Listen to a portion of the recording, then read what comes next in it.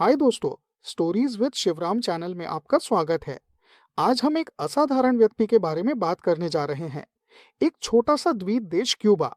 उस छोटे से देश में एक नेता ने अमेरिका की साम्राज्यवादी ताकतों की नींदें उड़ा दी थी। आज वेनेजुएला के राष्ट्रपति निकोलस को पकड़कर ले जाने की बात हो रही है। अमेरिका गर्व से इसका ऐलान करता है, लेकिन यही अमेरिका, यही सीआईए, वही समुद्र के उस पार क्यूबा नाम के छोटे से देश में एक आदमी का बाल भी बांका नहीं कर पाई। वो था फिदेल कास्त्रो। वो सिर्फ एक इंसान नहीं था, बल्कि सिर न झुकाने के सिद्धांत की जीती जागती मिसाल था। अमेरिका ने फिडेल को मारने के लिए 634 बार कोशिश की और हर बार नाकाम रहा। इससे समझा जा सकता है कि वो कैसा नेता था।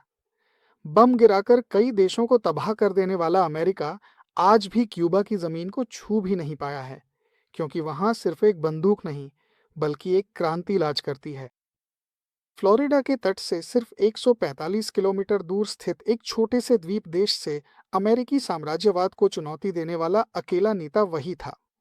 वॉशिंगटन के नक्शों में क्यूबा सिर्फ एक छोटी सी बिंदु है, लेकिन इंटेलिजेंस फाइलों में वो एक रेड अलर्ट है, क्योंकि वहां हथियार नहीं, बल्कि बगावत की सोच तैयार होती है। फिदेल कास्त्रो के राजनीति में आने तक क्यूबा एक स्वतंत्र देश की तरह दिखता था, लेकिन असल में वो अमेरिका की कंपनियों का अड्डा बन चुका था। शुगर मिल से लेकर ऑयल रिफाइनरियों तक 70% से ज्यादा चीजें अमेरिकी हाथों में ही थीं। इन सबका समर्थन अमेरिका ने फुलगेंसियो बतिस्ता नाम के तानाशाह को पूरी तरह से दिया था। चुनाव केवल दिखावे के लिए होते थे। लोग गरीबी में जी रहे थे, जबकि हवाना के कैसीनो अमेरिकी माफिया के नियंत्रण में चलते थे। इसी शोषणकारी व्यवस्था के खिलाफ फिदेल ने विद्रोह की शुरुआत की। 1953 में जुलाई की 20 तारीख को मोनकाडा बैरक पर किया गया हमला सैन्य दृष्टि से असफल रहा, लेकिन राजनीतिक रूप से इसने एक क्रांति के लिए बीज बो दिया। फिदेल ने अदालत में जो बातें कहीं, वे क्यूबा की जनता के दिलों में आग लगा गईं।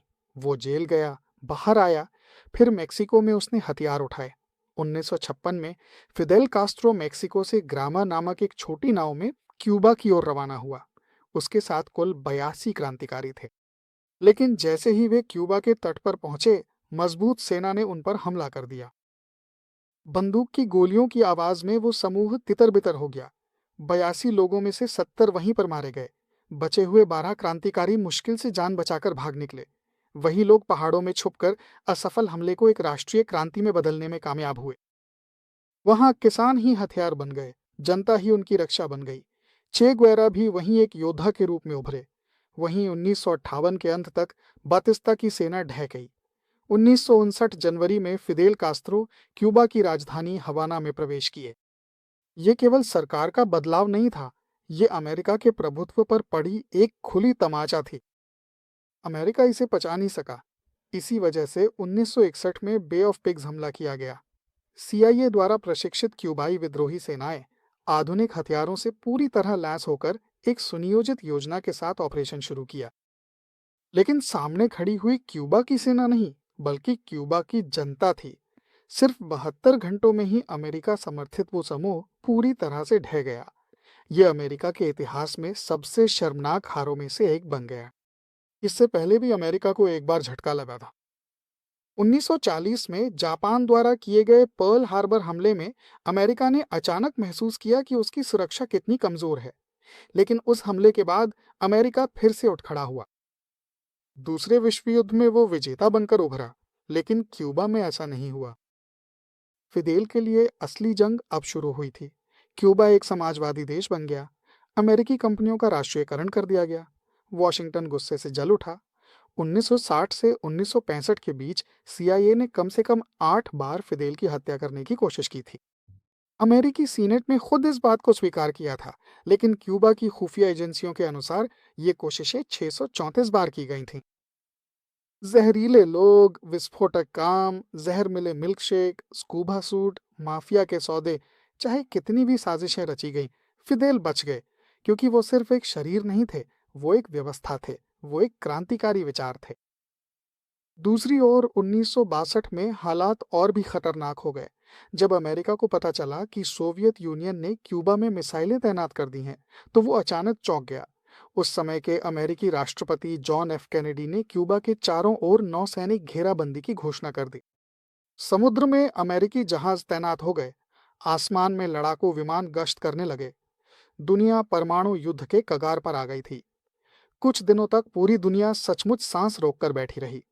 आखिरकार अमेरिका और सोवियत यूनियन के बीच एक समझौता हुआ। क्यूबा से सोवियत मिसाइलें हटा ली गईं।